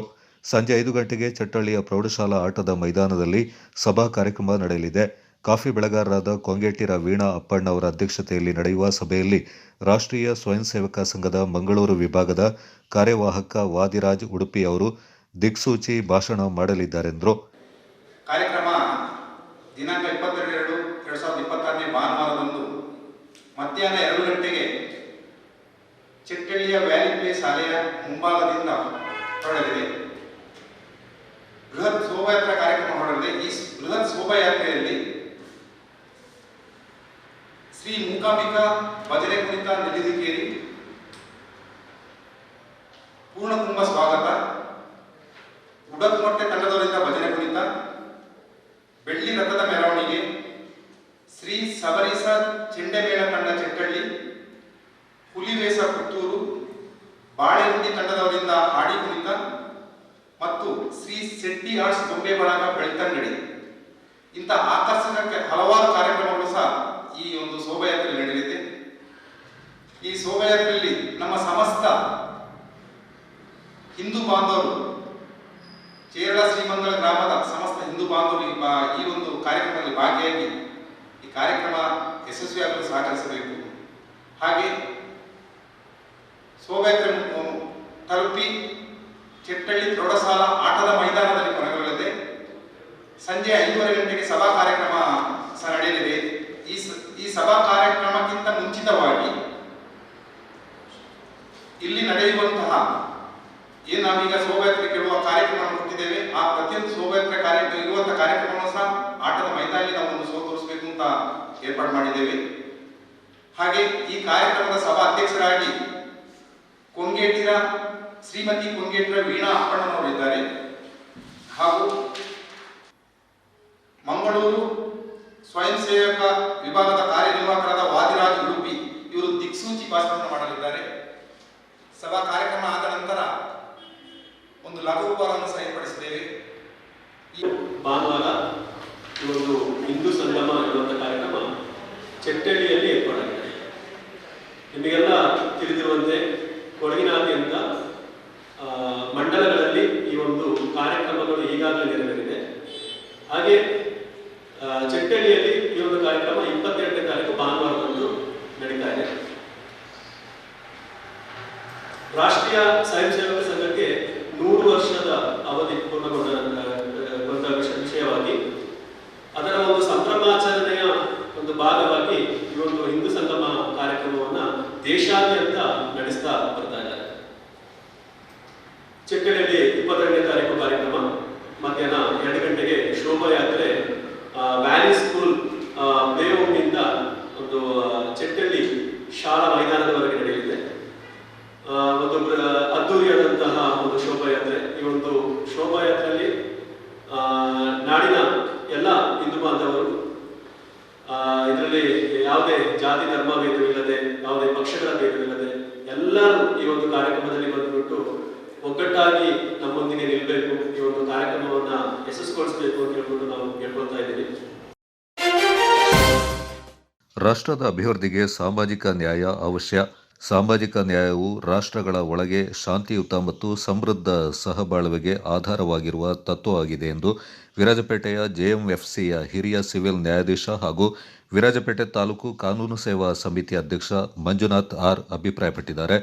ತಾಲೂಕು ಕಾನೂನು ಸೇವೆಗಳ ಸಮಿತಿ, ವಿರಾಜಪೇಟೆ ವಕೀಲರ ಸಂಘ, ರೋಟರಿ ಸಂಸ್ಥೆ ವಿರಾಜಪೇಟೆ ಇವರ ಸಂಯುಕ್ತಾಶ್ರಯದಲ್ಲಿ ಬಿಟ್ಟಂಗಾಲದ ರೋಟರಿ ಪ್ರೌಢಶಾಲೆಯಲ್ಲಿ ನಡೆದ ವಿಶ್ವ ಸಾಮಾಜಿಕ ನ್ಯಾಯ ದಿನ ಕಾರ್ಯಕ್ರಮ ಉದ್ಘಾಟಿಸಿ ಮಾತನಾಡಿದ ಅವರು, ವಿಶ್ವದಾದ್ಯಂತ ಲಿಂಗ, ವಯಸ್ಸು, ಜನಾಂಗೀಯ, ಧರ್ಮ, ಸಂಸ್ಕೃತಿ, ಬಡತನ, ನಿರುದ್ಯೋಗ, ಶಿಕ್ಷಣ ಮುಂತಾದ ಸಾಮಾಜಿಕ ಸಮಸ್ಯೆಗಳನ್ನು ತೊಡೆದುಹಾಕಲು, ಸಾಮಾಜಿಕ ಅಸಮಾನತೆಯ ಬಗ್ಗೆ ಸಾರ್ವಜನಿಕರಲ್ಲಿ ಅರಿವು ಮೂಡಿಸಿ ಅದನ್ನು ಸಂಪೂರ್ಣವಾಗಿ ಕಿತ್ತು ಹಾಕಲು ಪ್ರತಿ ವರ್ಷ ಫೆಬ್ರವರಿ 20ರಂದು ವಿಶ್ವ ಸಾಮಾಜಿಕ ನ್ಯಾಯ ದಿನವನ್ನು ಆಚರಣೆ ಮಾಡಲಾಗುತ್ತೆ. ಪ್ರತಿ ಸಮಾಜದಲ್ಲೂ ಐಕ್ಯತೆ, ಸಾಮರಸ್ಯ, ಸೌಹಾರ್ದತೆ, ಮೂಲಭೂತ ಹಕ್ಕುಗಳ ನ್ಯಾಯವಿದ್ದರೆ ಸಮಾಜದ ಅಭಿವೃದ್ಧಿಯಾಗುತ್ತೆ. ಇದರಿಂದ ದೇಶ ಅಭಿವೃದ್ಧಿಯಾಗುತ್ತೆ. ದೇಶ ಅಭಿವೃದ್ಧಿಯಾದರೆ ಪ್ರಪಂಚವೇ ಅಭಿವೃದ್ಧಿಯಾಗುತ್ತೆ ಎಂದರು. ದಿನದ ಆಚರಣೆಯ ಉದ್ದೇಶ ಏನು, ಅದರ ಇತಿಹಾಸ ಏನು ಅನ್ನೋದ್ರ ಬಗ್ಗೆ ನಾವು ಮೊದಲನೇದಾಗಿ ತಿಳಿಸ್ಕೊಬೇಕಾಗುತ್ತದೆ. ಯಾಕಂದರೆ ಒಂದು ವಿಶ್ವ ಸಾಮಾಜಿಕ ನ್ಯಾಯ ಅಂದರೆ ನಾವು ಈ ಒಂದು ಸಮಾಜದಲ್ಲಿ ವಾಸ ಮಾಡ್ತಾ ಇರಬೇಕಾದ್ರೆ ಸಮಾಜದಲ್ಲಿ ಇರ್ತಕ್ಕಂತಹ ಎಲ್ಲರಿಗೂ ಆರ್ಥಿಕವಾಗಿ ಆಗಿರ್ಬೋದು, ಸಾಮಾಜಿಕವಾಗಿ, ಶೈಕ್ಷಣಿಕವಾಗಿ ಮತ್ತು ಉದ್ಯೋಗ, ಆರ್ಥಿಕತೆ, ಜಾತಿ ತಾರತಮ್ಯ ಇವುಗಳಲ್ಲಿ ಯಾವುದರಲ್ಲೂ ಸಹ ತಾರತಮ್ಯ ಇರಬಾರ್ದು. ಎಲ್ಲರಿಗೂ ಸಹ ನ್ಯಾಯ ಅಂತಕ್ಕಂಥದ್ದು ಸಮಾನವಾಗಿ ಸಿಗಬೇಕು ಅಂತಕ್ಕಂಥ ಒಂದು ಉದ್ದೇಶದಿಂದ ಈ ಒಂದು ವಿಶ್ವ ಸಾಮಾಜಿಕ ನಾವು ಸಾಮಾಜಿಕ ನ್ಯಾಯದ ಸಮಾನತೆಯನ್ನು ನಿಮ್ಮಲ್ಲಿ ನಾವು ಮೊದಲಿಂದ ಕಾಣಬೇಕು. ಯಾಕಂದ್ರೆ ಮೊದಲೆಲ್ಲ ಈ ಅನ್ಟಚಬಿಲಿಟಿ ಅಂತ ಇತ್ತು. ಆಗ ಜಾತಿ ತಾರತಮ್ಯ ಇದ್ದಾಗ ಆ ರೀತಿಯಾಗಿರ್ತಕ್ಕಂಥ ಅವಕಾಶ ಇರಲಿಲ್ಲ. ಸೊ ಅದನ್ನು ಬುಡಮೇಲಿಂದ ಕಿತ್ತಾಕಬೇಕು ಅಂತಕ್ಕಂಥ ಉದ್ದೇಶದಿಂದ ಎಲ್ಲದರಲ್ಲೂ ಶಿಕ್ಷಣ, ಮೊದಲನೇದಾಗಿ ಶಿಕ್ಷಣದಲ್ಲಿ ಒಂದು ಸಮಾನತೆಯನ್ನು ಎಲ್ಲರಿಗೂ ಸಹ ಒದಗಿಸಲಾಗಿದೆ. ಆ ಕಾರಣದಿಂದ ನೋಡಿ, ಈಗ ಶಿಕ್ಷಣದಲ್ಲಿ ಸಮಾನತೆ ಇರೋದ್ರಿಂದ ಪ್ರತಿಯೊಬ್ಬರು ಸಹ ಒಂದು ಉತ್ತಮವಾಗಿರ್ತಕ್ಕಂಥ ಒಂದು ಸ್ಥಾನವನ್ನು ಅಲಂಕರಿಸಲಿಕ್ಕೆ ಸಾಧ್ಯವಾಗಿದೆ. ಮತ್ತು ಸಮಾಜದಲ್ಲಿ ಉಳ್ಳವರು ಮತ್ತು ಇಲ್ಲದವರು ಅಂತಕ್ಕಂಥ ಒಂದು ಪರಿಕಲ್ಪನೆ ಇತ್ತು. ಬಡವರು ಬಡವರಾಗೇ ಹೋಗ್ತಾ ಇದ್ರು, ಶ್ರೀಮಂತರು ಶ್ರೀಮಂತರಾಗೇ ಹೋಗ್ತಾ ಇದ್ರು. ಮತ್ತು ಬಡವರು ಶ್ರೀಮಂತರ ಜೊತೆ ಕಾಂಪೀಟ್ ಮಾಡ್ತಕ್ಕಂಥ ಪರಿಸ್ಥಿತಿ ಇರಲಿಲ್ಲ. ಮತ್ತು ಎಲ್ಲ ರೀತಿಯಾಗಿರ್ತಕ್ಕಂಥ ಸೌಲಭ್ಯಗಳು ಸಹ ಶ್ರೀಮಂತರಿಗೆ ಹೋಗ್ತಾ ಇತ್ತು, ಬಡವರಿಗೆ ಸಿಗ್ತಾ ಇರಲಿಲ್ಲ. ಈ ಒಂದು ತಾರತಮ್ಯವನ್ನು ಹೋಗಲಾಡಿಸ್ಬೇಕಂತೇಳಿ ಘನ ಸರ್ಕಾರಗಳು, ಈ ಕೇಂದ್ರ ಸರ್ಕಾರ ಇರ್ಬೋದು, ರಾಜ್ಯ ಸರ್ಕಾರ ಇರ್ಬೋದು, ಹಲವಾರು ಯೋಜನೆಗಳನ್ನು ರೂಪಿಸಿ ಎಲ್ಲರಿಗೂ ಸಹ ನ್ಯಾಯ ಸಿಗಬೇಕು. ಎಲ್ಲರಿಗೂ ಈಗ ನೋಡಿ ಪ್ರತಿಯೊಂದರಲ್ಲೂ ಸಹ ಮೀಸಲಾತಿ ಅನ್ನೋದು ಒಂದು ಪರಿಕಲ್ಪನೆ ಬಂದಿರೋದ್ರಿಂದ ಎಲ್ಲರಿಗೂ ಸಹ ಅವಕಾಶ ಸಿಗ್ತಾ ಇದೆ. ಜೆಎಂಎಫ್ಸಿ ವಿರಾಜಪೇಟೆ ಪ್ರಧಾನ ಸಿವಿಲ್ ನ್ಯಾಯಾಧೀಶರು, ವಿರಾಜಪೇಟೆ ತಾಲೂಕು ಕಾನೂನು ಸೇವಾ ಸಮಿತಿ ಸದಸ್ಯ ಕಾರ್ಯದರ್ಶಿ ಪ್ರದೀಪ್ ಪೋತದಾರ್ ಮಾತನಾಡಿ, ಜನತೆಯ ಶಾಂತಿಯುತ ಮತ್ತು ಸಮೃದ್ಧ ಸಹಬಾಳ್ವೆಗೆ ಹಾಗೂ ರಾಷ್ಟ್ರದ ಅಭಿವೃದ್ಧಿಗೆ ಸಾಮಾಜಿಕ ನ್ಯಾಯ ಅತ್ಯವಶ್ಯಕ ಎಂದರು. ಸೊ ನೀವು ಯಾವ ರೀತಿ ನಾವು ಈಗ ಇದು ಹೈಸ್ಕೂಲ್ ಮಕ್ಕಳಿದಾರಲ್ಲಿ ಇದು ನಿಮ್ಮ ಲೈಫ್ ಟರ್ನಿಂಗ್ ಪಾಯಿಂಟ್. ಸೊ ನೀವು ಯಾವ ರೀತಿ ನಿಮ್ಮ ಜೀವನದಲ್ಲಿ ಈ ಪಾಠ ಅಂದರೆ ಈಗ ಒಳ್ಳೆಯದು ಕೆಟ್ಟದ್ದು ಅಂತ ಹೇಳಿ ನೀವು ಯೋಚನೆ ಮಾಡಿ ನೀವು ಅದನ್ನು ನೀವು ನಿರ್ಧಾರ ಮಾಡಬೇಕು. ಯಾಕಂದರೆ ಈಗ ಸಮಾಜದಲ್ಲಿ ಈ ಮೊಬೈಲ್ ಬಂದಾಗಿಂದ ತುಂಬ ಜನ ಈ ಮೊಬೈಲ್ ಕೆಟ್ಟದನಿದೆ, ಚೆನ್ನಾಗಿದೆ. ಸೊ ಅದರದ್ದು ಎಷ್ಟು ನಮಗೆ ಅನುಕೂಲವಿದೆ ಅಂತ ಹೇಳೋ ಉದ್ದೇಶದಿಂದ ಈ ಶಾಲಾ ಶಿಕ್ಷಣದವರು ಮೊದಲು ಯೂನಿಫಾರ್ಮ್ ಅನ್ನು ಇಂಟ್ರೊಡ್ಯೂಸ್ ಮಾಡಿ, ಈ ಯೂನಿಫಾರ್ಮ್ ಅಲ್ಲಿ ಏನಾಗುತ್ತೆ ಅಂದರೆ ಇಲ್ಲಿ ಯಾವ ಜಾತಿಯೂ ಗೊತ್ತಾಗೋದಿಲ್ಲ, ಯಾವ ಬಣನೂ ಗೊತ್ತಾಗೋದಿಲ್ಲ, ಯಾವ ವರ್ಗಕ್ಕೆ ಸೇರಿದ್ದು ಅಂತ ಗೊತ್ತಾಗೋದಿಲ್ಲ, ಎಷ್ಟು ಬಲಾಢ್ಯರಿದ್ದಾರೆ, ಎಷ್ಟು ಹಣವಂತರಿದ್ದಾರೆ ಯಾರು ಗೊತ್ತಾಗೋದಿಲ್ಲ. ಇದರಿಂದ ಮಕ್ಕಳ ಕಲಿಕೆಯಲ್ಲಿಯೂ ಸಹ ಇದು ಉತ್ತಮವಾದ ಪ್ರಭಾವ ಬೀರಿ ಮಕ್ಕಳು ಕಲಿಕೆಯಲ್ಲಿ ಎಲ್ಲರೂ ಒಂದೇ ಸಾಮರಸ್ಯದಿಂದ ಒಗ್ಗೂಡಿ ಜಾತಿ ಮತ ಭೇದ ಇಲ್ಲದೆ ಇದನ್ನು ಸಾಧಿಸಿಕೊಂಡು ಅವರು ಮುಂದಿನ ಜೀವನಕ್ಕೆ ಪಾದ ಇಡುವಂಥ ಕೆಲಸ ಆಗುತ್ತೆ. By experience you do the test yourself, burn your fingers and then learn. The other easier shortcut is when you listen to somebody else's experience and then grasp it quickly and learn. And every society has moved forward more on the experiences of others than the personal experience, because it's an easier way to move. I'm very thankful for the judges and the speakers on the podium today having come and shared their experiences so that the children today have easy and quick access to them. And possibly one word I'd like to close. Virajpet ವಕೀಲರ ಸಂಘದ ಅಧ್ಯಕ್ಷ CK. Poovanda, Virajpet Rotary ಸಂಸ್ಥೆ ಅಧ್ಯಕ್ಷ BB. Madappa, Rotary ಪ್ರೌಢಶಾಲೆಯ ಮುಖ್ಯೋಪಾಧ್ಯಾಯರಾದ Hasina, Virajpet Rotary ಪ್ರಾಥಮಿಕ ಶಾಲೆಯ ಮುಖ್ಯೋಪಾಧ್ಯಾಯರಾದ ವಿಶಾಲಾಕ್ಷಿ, ಹಿರಿಯ ವಕೀಲರಾದ ಖಲೀಲ್ ಅಹಮದ್ ಕಾರ್ಯಕ್ರಮದಲ್ಲಿ ಪಾಲ್ಗೊಂಡಿದ್ದರು. ಗ್ರಾಮೀಣ ಸೊಗಡಿನ ಜಾತ್ರೋತ್ಸವಗಳು ಸಂಸ್ಕೃತಿಯ ಮಿಲನವಾಗಿದ್ದ ಪ್ರಸ್ತುತ ದಿನಗಳಲ್ಲಿ ಜಾತ್ರೋತ್ಸವಗಳು ಮೋಜು ಮಸ್ತಿ ಮಾಡುವ ಸ್ಥಳವಾಗ್ತಾ ಇರುವುದು ಕಳವಳಕಾರಿಯ ವಿಷಯವಾಗಿದೆ ಎಂದು ಕೊಡ್ಲಿಪೇಟೆ ಕಲ್ಲುಮಠದ ಮಹಾಂತ ಸ್ವಾಮೀಜಿಯವರು ವಿಷಾದ ವ್ಯಕ್ತಪಡಿಸಿದರು. ಗುಡುಗಳಲೆ ಜಾತ್ರಾ ಮೈದಾನದಲ್ಲಿರುವ ಶ್ರೀ ಜಯದೇವ ಜಾತ್ರಾ ಕಲಾ ವೇದಿಕೆಯಲ್ಲಿ 82ನೇ ಗುಡುಗಳಲೆ ಶ್ರೀ ಜಯದೇವ ಜಾನುವಾರುಗಳ ಜಾತ್ರೆಯ ಮುಕ್ತಾಯ ಸಮಾರೋಪ ಕಾರ್ಯಕ್ರಮವನ್ನು ಜಾತ್ರಾ ಮೈದಾನದ ಕಲಾ ವೇದಿಕೆಯಲ್ಲಿ ಬುಧವಾರ ಉದ್ಘಾಟಿಸಿ ಅವರು ಆಶೀರ್ವಚನ ನೀಡಿದರು. ಗ್ರಾಮೀಣ ಪ್ರದೇಶದಲ್ಲಿ ಜಾತ್ರೋತ್ಸವಗಳಂತಹ ಸಂಸ್ಕೃತಿಯಿಂದ ಕಾಪಾಡಿಕೊಂಡು ಬರ್ತಾ ಇದ್ದು, ಗ್ರಾಮೀಣ ಭಾಗದ ರೈತಾಪಿ ಜನರು ವರ್ಷಪೂರ್ತಿ ಕೃಷಿ ಚಟುವಟಿಕೆಯಲ್ಲಿ ತೊಡಗಿಸಿಕೊಂಡಿರುತ್ತಾರೆ. ವರ್ಷಕ್ಕೊಮ್ಮೆ ರೈತರು ಜಾತ್ರೆಗಳನ್ನು ಹಬ್ಬದ ರೀತಿಯಲ್ಲಿ ಆಚರಣೆ ಮಾಡ್ತಾರೆ. ಇಂತಹ ಜಾತ್ರೆಗಳಲ್ಲಿ ಜನರು ರೈತರು ಸೇರುವ ಸಾಂಸ್ಕೃತಿಕ ವ್ಯವಸ್ಥೆಯಾಗಿತ್ತು. ಆದರೆ ಇಂದು ಜಾತ್ರೋತ್ಸವಗಳನ್ನು ಮೋಜಿನ ವ್ಯವಸ್ಥೆಯನ್ನಾಗಿ ಮಾರ್ಪಾಡಾಗಿರುವುದು ವಿಷಾದನೀಯವೆಂದರು. ಜಾತ್ರೆಗಳಲ್ಲಿ ಎಲ್ಲ ಜಾತಿ ಜನಾಂಗದವರು ಒಟ್ಟಾಗಿ ಸೇರುವ ರಥೋತ್ಸವ ಸಂಸ್ಕೃತಿಯನ್ನು ಸಮ್ಮಿಲನಗೊಳಿಸುವ ಕೇಂದ್ರವಾಗಿದೆ. ಆದರೆ ಇಂದು ನಶಿಸುತ್ತಿರುವ ಜಾತ್ರೋತ್ಸವಗಳನ್ನು ಉಳಿಸಲು ಇಂದಿನ ಪೀಳಿಗೆ ಪ್ರಯತ್ನಿಸಿದರೆ ಮಾತ್ರ ಜಾತ್ರೆಯಂತಹ ಸಂಸ್ಕೃತಿ ಉಳಿಯಲು ಸಾಧ್ಯವಾಗುತ್ತೆ. ಜಾತ್ರಾ ಮೈದಾನದಲ್ಲಿ ಮರಗಿಡಗಳನ್ನು ನೆಡಬೇಕು, ಜಾತ್ರೆ ನಶಿಸಿ ಹೋಗದಂತೆ ನೋಡಿಕೊಳ್ಳಬೇಕೆಂದರು. ಒಬ್ಬರನ್ನ ನೇಮಕ ಮಾಡಿದರೆ ಅವರು ನೋಡ್ಕೊತಾರೆ, ಇಲ್ಲದೆ ಹೋದರೆ ನೋಡೋರು ಯಾರು? ವರ್ಷಕ್ಕೊಂದ್ಸರಿ ಬರ್ತೀರಿ, ಅವು ಗಿಡ ಇದಾವಿಲ್ಲ ಅಂತ ನೋಡ್ತೀರಿ, ಹೋಗಿರ್ತವೆ ಅವು ಗಿಡ, ಮತ್ತೆ ಹಾಕ್ತೀರಿ, ಮತ್ತೆ ಹೋಗ್ತಾರೆ. ಇದು ಆಗಬಾರ್ದು. ಅದು ಪಾಲನೆ ಮುಖ್ಯ. ಯಾಕಂದರೆ ನೀರು ಗೊಬ್ಬರ ಇಲ್ಲದೆ ಇದ್ದರೆ ಯಾವುದೂ ಮನುಷ್ಯರೂ ಬೆಳೆಯಲ್ಲ, ಗಿಡನೂ ಬೆಳೆಯಲ್ಲ. ಹಾಗಾಗಿ ಅವನ್ನ ನೋಡ್ಕೊಳಕ್ಕೆ ಬೇಕಾಗುತ್ತೆ. ಆ ದಿಸೆಯಲ್ಲಿ ಈ ಸಭೆಯಲ್ಲಿ ಆಟಗಳನ್ನು ಆಡಿದವರಿಗೆ ಬಹುಮಾನಗಳನ್ನು ಕೊಡುವಂಥ ಕಾರ್ಯಕ್ರಮ ಇರುತ್ತೆ. ಯಾಕಂದರೆ ಆಟಗಳು ನಿನ್ನೆ ರಾತ್ರಿವರೆಗೂ ಆಟ ಆಡಿದ್ದಾರೆ, ತುಂಬ ಚೆನ್ನಾಗಿ ಆಡಿದ್ದಾರೆ. ಆಟಗಳು ಬೇಕು ಜೀವನದಲ್ಲಿ. ಮಕ್ಕಳಷ್ಟೇ ಅಂತ ಅಲ್ಲ, ದೊಡ್ಡವರು ಸಹಿತ ಆಡ್ಬೋದು. ಅದಕ್ಕೆ ವಯೋಮಿತಿ ಇಲ್ಲ. ಆರೋಗ್ಯ ಚೆನ್ನಾಗಿರ್ಬೇಕಂದ್ರೆ ನಮ್ಮ ದೇಹ ಚಟುವಟಿಕೆಯಿಂದ ಕೂಡಿರಬೇಕು. ಅದಕ್ಕೋಸ್ಕರ ಆಟಗಳು ಬೇಕು. ಆಟಗಳು, ಇವು ಪಾಠಗಳು ಮತ್ತು ನೋಟಗಳು, ಇವು ಮೂರುಗಳ ಸಂಗಮವೇ ಒಂದು ಜಾತ್ರೆ. ನಮ್ಮ ಮನಸ್ಸು ಶುದ್ಧವಾಗಿರಬೇಕಾದ್ರೆ ಕಣ್ಣು ಶುದ್ಧವಾಗಿರಬೇಕು. ಕಣ್ಣು ಶುದ್ಧವಾಗಿರಬೇಕಾದ್ರೆ ಚೆಂದಾಗಿರುವಂಥ ಪರಿಸರವನ್ನು ನೋಡಬೇಕು, ಹಸಿರನ್ನು ನೋಡಬೇಕು. ಹಸಿರೇ ಕಾಣ್ತಾ ಇಲ್ಲ ಈ ಮೈದಾನದಲ್ಲಿ. ಹಾಗಾಗಿ ಮರಗಳನ್ನು ಬೆಳೆಸಿದರೆ ನಮ್ಮ ಆರೋಗ್ಯಕ್ಕೂ ಒಳ್ಳೆಯದು, ನಮ್ಮ ದೇಹಕ್ಕೂ ಒಳ್ಳೆಯದು, ಮನಸ್ಸಿಗೂ ಒಳ್ಳೆಯದು, ತಂಪಾಗುತ್ತೆ. ಸ್ವಾಮೀಜಿಗಳು ಹೇಳಿದಂತೆ ಆಮ್ಲಜನಕದ ಕೊರತೆ ತುಂಬ ಆಗ್ತಾ ಇದೆ. ಆಮ್ಲಜನಕವನ್ನು ಹೆಚ್ಚು ಉತ್ಪತ್ತಿ ಮಾಡುವಂತಹ ಮರಗಳನ್ನು ಬೆಳೆಸಬೇಕು. ಅವು ಯಾವುದು ಅಂತಂದರೆ ಅರಳಿ ಮರ, ಅಂದರೆ ಅಶ್ವತ್ಥ ವೃಕ್ಷ ಅಂತ. ಅದು ಆಮ್ಲಜನಕವನ್ನು ಹೇರಳವಾಗಿ ಕೊಡುತ್ತೆ. ಅವುಗಳ ಸಂಖ್ಯೆ ಜಾಸ್ತಿ. ಕಲ್ಲಳ್ಳಿ ಮಠದ ರುದ್ರಮುನಿ ಸ್ವಾಮೀಜಿಯವರು ಮಾತನಾಡಿ, ನಾವೆಲ್ಲರೂ ವೈಜ್ಞಾನಿಕವಾಗಿ ಅಭಿವೃದ್ಧಿಯನ್ನು ಸಾಧಿಸ್ತಾ ಇದ್ದೇವೆ, ಆಂತರಿಕವಾಗಿ ಕುಬ್ಜರಾಗ್ತಾ ಇದ್ದೇವೆ. ಸೊಂದೆಯಿಂದ ಮನುಷ್ಯನ ಬದುಕು ಪ್ರಾರಂಭಗೊಂಡು ಸೊಂದೆಯಲ್ಲೇ ಅಂತ್ಯಗೊಳ್ಳುವ ನಿಟ್ಟಿನಲ್ಲಿ ಮಧ್ಯದಲ್ಲಿರುವ ಮನುಷ್ಯನ ಬದುಕಿನಲ್ಲಿ ಒಳ್ಳೆಯದನ್ನು ಮಾಡುವ ಮೂಲಕ ಸತ್ತ ಮೇಲೆಯೂ ಹೆಸರು ಉಳಿಸಿಕೊಳ್ಳುವಂತಹ ಕಾರ್ಯವನ್ನು ಮಾಡುವಂತೆ ಸಲಹೆ ನೀಡಿದರು. ಹಾಗೂ ಈ ಮೈದಾನದಲ್ಲಿರುವ ಕಟ್ಟಡವನ್ನು ಮೊದಲು ಸರಿಪಡಿಸಬೇಕು, ಜಾತ್ರೆಯಲ್ಲಿ ರಥ ಉತ್ಸವ ಇದ್ದರೆ ಒಳ್ಳೆಯದು ಎಂದರು. ಒಂದೆರಡು ಸೀಮೆ ಹಸುಗಳನ್ನು ಸಾಕ್ಕೊಂಡು ಯಾವಾಗ ಎಳೆದಾಡ್ಕೊಂಡು ಹೋಗ್ತಾ ಇದ್ದೆ. ವಿದ್ಯಾಭ್ಯಾಸದ ಕಡೆ ಹೆಚ್ಚಿನದಾಗಿ ಗಮನ ಕೊಟ್ಟು ಎಲ್ಲ ಸಾಫ್ಟ್ವೇರ್, ಹಾರ್ಡ್ವೇರ್ ಈ ಹೋಗಿ ಮನೆಗಳೆಲ್ಲ ಇವತ್ತು ವೃದ್ಧಾಶ್ರಮಗಳು ಆಗ್ತಾ ಇದ್ದಾವೆ. ಯಾಕೆಂದರೆ ಅವ್ರ ಮಕ್ಕಳು ದುಡಿಮೆ, ಹಣಕಾಸು ಬೇಕಾಗ್ತದೆ, ಬೇಸಾಯದಲ್ಲಿ ಅಷ್ಟೇನು ಉತ್ಪತ್ತಿ ಬರೋದಿಲ್ಲ ಅಂಥೇಳಿ ಎಲ್ಲ ಇಂಜಿನಿಯರು, ಡಾಕ್ಟ್ರು, ಲಾಯರು ಎಲ್ಲರೂ ಓದ್ಕೊಂಡು ಹೋಗ್ತಾ ಇದ್ದಾರೆ. ಈಗ ಪುನಃ ರೀಸೈಕಲ್ ಅಂತೇಳಿ ಇಂಜಿನಿಯರ್ ಕೆಲಸವನ್ನು ಬಿಟ್ಟು ಕೆಲವರೆಲ್ಲ ಕೂಡ ಮಾಧ್ಯಮದಲ್ಲಿ ನೋಡ್ತಾ ಇದ್ದೇವೆ, ಕೃಷಿಯಿಂದ ಅಭಿವೃದ್ಧಿಯನ್ನು ಹೊಂದತಕ್ಕಂಥದ್ದು ಅಂತ. ವೈಜ್ಞಾನಿಕವಾಗಿ ಮುಂದುವರೆದು ಅದನ್ನು ಅಳವಡಿಸಿಕೊಂಡು ರೈತ ಇವತ್ತು ಬೆಳೆಯನ್ನು ಬೆಳೀತಾ ಇದ್ದಾರೆ.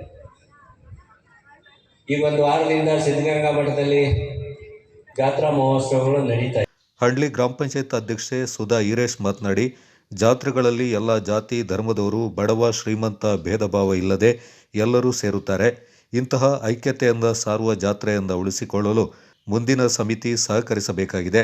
ಇಂದು ಅನೇಕ ಸವಾಲುಗಳ ನಡುವೆ ಅದ್ದೂರಿಯಾಗಿ ಜಾತ್ರೆ ಮುಕ್ತಾಯಗೊಂಡಿದೆ. 15 ದಿನ ಜಾತ್ರೆ ನಡೆಸುವುದು ಹರಸಾಹಸದ ಕೆಲಸ ಎಂದರು. ಅಂಗಡಿ ಮುಗ್ಗಟ್ಟವರು, ಪೊಲೀಸ್ ಅಧಿಕಾರಿಯವರು, ಪತ್ರಕರ್ತರು, ಆಶಾ ಕಾರ್ಯಕರ್ತೆಯವರು, ಮತ್ತು ನಮ್ಮ ಪಂಚಾಯತಿ ಅಭಿವೃದ್ಧಿ ಅಧಿಕಾರಿಯವರು ಹಾಗೂ ನಮ್ಮ ಆಪರೇಟ್ರು, ಮತ್ತು ನಮ್ಮ ಪಂಚಾಯತಿನ ಸಿಬ್ಬಂದಿ ವರ್ಗದವರು, ಲೈಬ್ರರಿ ವಸಂತರವರು ಹಾಗೂ ಇದುವರೆಗೂ ಸಹಕರಿಸಿದಂಥ ಸುತ್ತಮುತ್ತಲಿನ ಗ್ರಾಮಸ್ಥರು, ಸಾರ್ವಜನಿಕರು, ಬಂಧುಗಳು ತುಂಬ ಚೆನ್ನಾಗಿ ಸಹಕರಿಸಿದ್ದಾರೆ. ಹಾಗೂ ಇದೇ ರೀತಿ ಮುಂದೆ ಹೆಚ್ಚಿನ ಸಂಖ್ಯೆಯಲ್ಲಿ ಒತ್ತಡ ಕೊಟ್ಟು ನೀವು ಯಶಸ್ವಿಯಾಗಿ ನಡೆಸಿಕೊಡ್ಬೇಕು. ಹಾಗೆಯೇ ನಮ್ಮ ಸಲಹಾ ಸಮಿತಿಯ ಸದಸ್ಯರು, ನಮ್ಮ ಗ್ರಾಮ ಪಂಚಾಯತಿಯ ಆಡಳಿತ ಮಂಡಳಿಯವರಿಗೂ ಹೃದಯಪೂರ್ವಕವಾದ ಸ್ವಾಗತವನ್ನು ಕೋರುತ್ತಾ ಹಾಗೂ ಕಾರ್ಯಕ್ರಮದ ಅಧ್ಯಕ್ಷತೆಯಿಂದ ಜಾತ್ರಾ ಸಮಿತಿ ಅಧ್ಯಕ್ಷೆ ಚೈತ್ರ ವಹಿಸಿದರು. ಕಾರ್ಯದರ್ಶಿ ವಿನೀತ್ ಕುಮಾರ್, ದುಂಡಳಿ ಗ್ರಾಮ ಪಂಚಾಯತ್ ಅಧ್ಯಕ್ಷೆ ಭವಾನಿ ಗುರು, ನಿಡ್ತಾ ಗ್ರಾಮ ಪಂಚಾಯತ್ ಅಧ್ಯಕ್ಷ ಅಶೋಕ್, ಹಂಡ್ಲಿ ಗ್ರಾಮ ಪಂಚಾಯತ್ ಸದಸ್ಯ ವೀರೇಂದ್ರ ಕುಮಾರ್, ತಾಲೂಕ್ ಪಂಚಾಯತ್ ಮಾಜಿ ಸದಸ್ಯ ಕುಶಾಲಪ್ಪ, ಹಂಡ್ಲಿ ಪಿಡಿಒ ಆಂಜನಾದೇವಿ, ಹಂಡ್ಲಿ ಕೃಷಿ ಪತ್ತಿನ ಸಹಕಾರ ಸಂಘದ ಅಧ್ಯಕ್ಷ ಚಿದಾನಂದ, ಮಾಜಿ ಅಧ್ಯಕ್ಷ ಲಕ್ಷ್ಮ ಶೆಟ್ಟಿ, ಸುಮಂತ್, ಸಂದೀಪ್, ಈರಪ್ಪ, ಗ್ರಾಮ ಪಂಚಾಯತಿ ಸದಸ್ಯರು, ಜಾತ್ರಾ ಸಮಿತಿಯ ಪದಾಧಿಕಾರಿಗಳು ಈ ಸಂದರ್ಭ ಪಾಲ್ಗೊಂಡಿದ್ದರು. ಅತ್ಯುತ್ತಮ ರಾಸುಗಳಿಗೆ ಬಹುಮಾನಗಳನ್ನು ನೀಡಲಾಯಿತು.